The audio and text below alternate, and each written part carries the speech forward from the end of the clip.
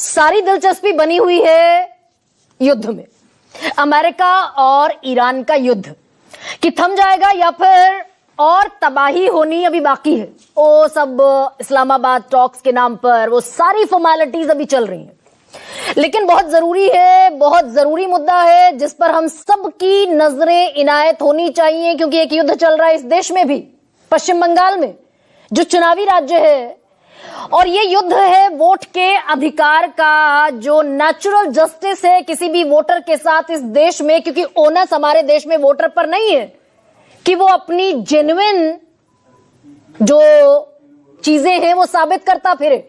ये onus supreme court पर, ये ओनस है देश के इलेक्शन कमीशन पर।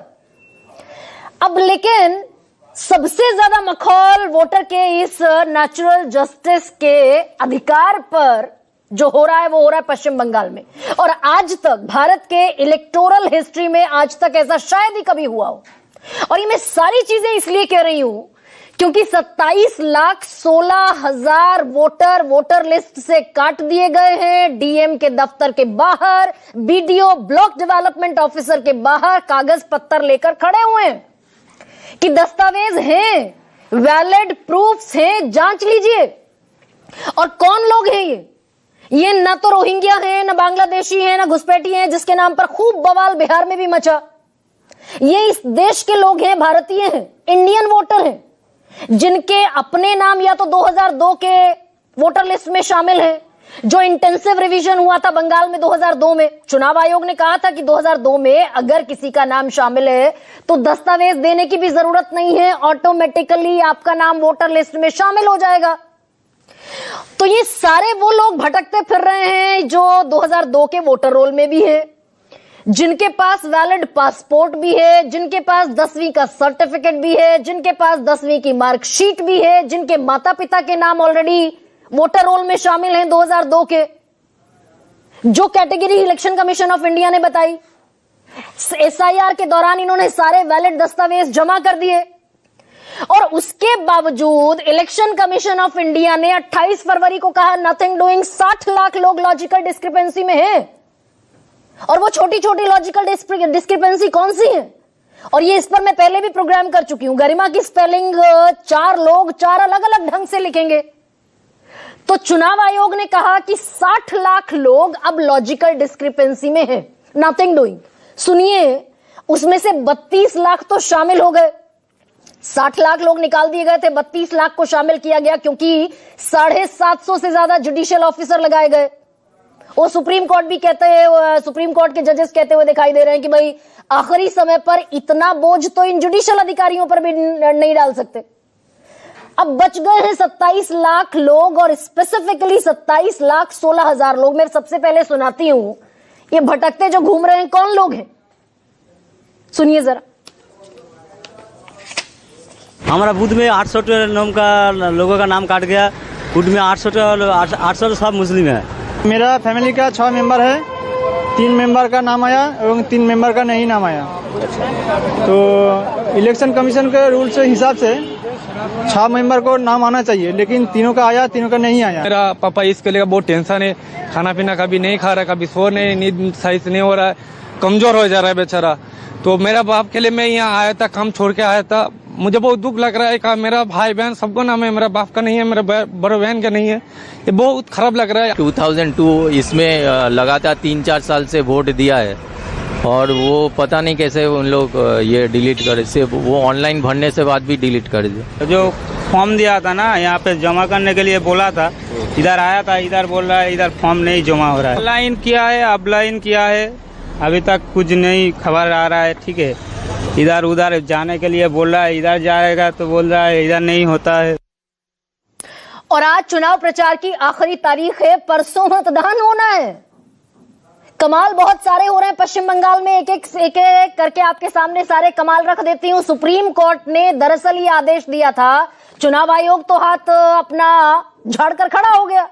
Election commission of India 60 lakh logical discrepancies निकालकर अब सुप्रीम कोर्ट ने आदेश दिया था कि ये सारे जितने भी लोग हैं इनके एक एक दस्तावेज की जांच होगी। और कब तक होगी?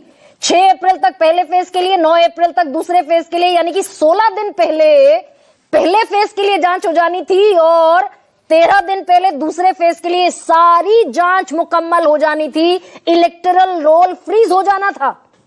ये जांच हुए बगैर इलेक्टोरल रोल फ्रीज हो गया। अदालतें, ट्रिब्यूनल बैठी ही नहीं और इसमें अब अदालत को बताया गया कि भाई ये मामला तो खराब है, ना अदालतें बैठी ना ट्रिब्यूनल बैठे, 7 लाख लोग ऑनलाइन अपना आवेदन जमा कर चुके हैं और नीलबटा सन्नाटा है, पूरा सिस्टम फेल है। तो अदालत ने वो जो सबसे बड़ा अपना हथियार है, अनुच्छेद 142, article 142 in constitution of India, supreme court ने कहा कि हम दरअसल अब कानून बदल देते हैं। कानून क्या है कि नॉमिनेशन की आखिरी तारीख जिस दिन है उसके बाद इलेक्टोरल रोल में कोई छेड़छाड़ नहीं होगी। यही election commission of India supreme court में कह रहा था कि अब तो हम इलेक्टोरल रोल में वोटर ना बढ़ा सकते हैं ना घटा सकते हैं। सुप्रीम कोर्ट ने कहा कि हम जो 142 अनुच्छेद के तहत हमारे पास शक्तियां हैं, हम उनके आधार पर आपको निर्देश दे रहे हैं कि अगर अदालतें निपटारा कर दे इन अपीलों का, जो लोग ये भटकते घूम रहे हैं, ये एप्लीकेशन डालें, अगर निपटारा हो जाए तो आप एक सप्लीमेंट्री रिवाइज्ड वोटर रोल जारी कर दो। तारीखें 2 दे दी। पहले चरण के लिए 21 अप्रैल यानी आज की तारीख आखिरी थी और दूसरे चरण के लिए 27 अप्रैल की तारीख आखिरी है। ये 13 अप्रैल को सुप्रीम कोर्ट ने कहा। बाकायदा कानून भी बदल दिया, जो इलेक्टोरल रोल फ्रीज हो जाता है उसे डीफ्रीज नहीं किया जा सकता। बंगाल में यह भी हो गया। आज 21 तारीख में हम बैठे हुए हैं, अभी तक वो सप्लीमेंट्री इलेक्टोरल रोल जो आ जानी चाहिए थी, इलेक्शन कमीशन ऑफ इंडिया को बताना था भाई कितनों का निपटारा हो गया, वो स्टिल अवेटेड। इसमें एक और कमाल ये है कि कल फिर सुप्रीम कोर्ट बैठी, क्योंकि याचिकाकर्ता लगातार पहुंच रहे हैं। कल फिर सुप्रीम कोर्ट ने कह दिया कि भाई अब क्या करें। तो सुप्रीम कोर्ट ने कहा कि ये तो क्या बताया गया सुप्रीम कोर्ट को कि ना ऑफलाइन आवेदन लिए नहीं जा रहे हैं, सिर्फ ऑनलाइन आवेदन लिए जा रहे हैं। अब जो आदमी ना पढ़ा है ना लिखा है, जिसको जागरूकता, जो इतना अवेयर नहीं है, जो कंप्यूटर नहीं जानता, जो इंटरनेट नहीं जानता, वो तो अपने कागज पत्तर लेकर घूमता फिरेगा, जिसको अंदाजा ही नहीं है कि ऑनलाइन सबमिशन कैसे करना है। ऑनलाइन 7 लाख फॉर्म्स ऑलरेडी पड़े हुए हैं, उन पर इलेक्शन कमीशन ऑफ इंडिया कुछ कहता नहीं दिखाई दे रहा है कि कितने निपटारे हो गए, कितने लॉजिकल डिस्क्रिपेंसी के मामले निपटा लिए गए। वकीलों को इजाजत नहीं है, जो गरीब मजलूम लोग हैं उनके वकीलों को इजाजत नहीं है वो सुप्रीम कोर्ट सुनवाई में पहुंच जाएं। तो इसे मखौल कहूं, मजाक कहूं, ये दरअसल क्या होता हुआ दिख रहा है। और बिल्कुल खामोशी है, बिल्कुल सन्नाटा है। इलेक्शन कमीशन ऑफ इंडिया चुप्पी लगाकर बैठा हुआ है, जिसका काम ही है अनुच्छेद 326 के तहत ऐसा इलेक्टोरल रोल, ऐसी वोटर लिस्ट तैयार करना जिसमें एक भी वैलिड वोटर ना छूटे और एक भी इनवैलिड वोटर शामिल ना हो। पश्चिम बंगाल के सीईओ मनोज अग्रवाल चुप्पी लगाकर बैठे हुए हैं, सीईसी ज्ञानेश कुमार चुप्पी लगाकर बैठे हुए हैं, लोग भटक रहे हैं। आज आखिरी तारीख है सुप्रीम कोर्ट के दूसरे फैसले की भी। अब सुप्रीम कोर्ट कहता दिखाई दिया कल जॉय माल्या बागची और chief justice of India Suryakant कि हम अब इस मामले को 24 अप्रैल को सुनेंगे और कलकत्ता हाई कोर्ट के जो मुख्य न्यायाधीश हैं उनसे रिपोर्ट तलब करेंगे। तो भैया आज तो आखिरी तारीख थी। आज सप्लीमेंट्री रिवाइज्ड वोटर लिस्ट जारी करने की कि कितने ये ठीक लोग हैं, जेन्युइन लोग हैं, सबकी सुनवाई होकर फाइनल लिस्ट आ जानी चाहिए थी। क्या है नतीजा? इस पूरे 4 महीने की एक्सरसाइज का नतीजा यह है कि 27 लाख लोग दर बदर भटक रहे हैं और पूरे न्यायिक सिस्टम का मखौल यह है, उसका नतीजा यह है कि 0 बटा सन्नाटा रिजल्ट पर, मार्कशीट पर लिखा हुआ हम देख रहे हैं। और 7 लाख लोग जोड़ लिए गए, इन पर निपटारा नहीं हुआ, 7 लाख लोगों को जोड़ लिया गया है। उस पर इलेक्शन कमीशन ऑफ इंडिया बताने को तैयार नहीं है ये नए वोटर हैं, कितने पुरुष हैं, कितने महिलाएं हैं। तो बड़ी कमाल की जलेबियां तली जा रही हैं और इसमें ये मजाक बिल्कुल भी नहीं। This is not at all fun. हमारे फॉर्मर सीईसी क्या कह रहे हैं, ओपी रावत, कि अगर ये वोटर छूट जाते हैं पहले चरण के लिए 14 लाख, कितनी तादाद है, 14 लाख लोगों को परसों वोट करना है। 14,28,771 वोटर, इनकी तो डेडलाइन आज की थी। तो सीईसी क्या कह रहे हैं कि ये टोटल एसआईआर जो है it is a flop idea.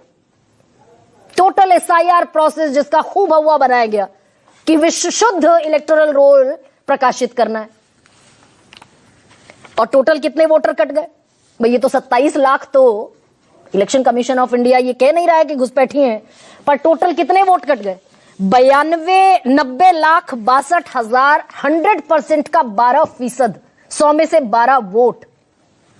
90 lakh vote cut गए हैं। पिछली बार जीत और हार का फासला टीएमसी और बीजेपी में था सिर्फ 40 लाख वोटों का, 42 लाख का 2024 में, और 2021 में 60 लाख का।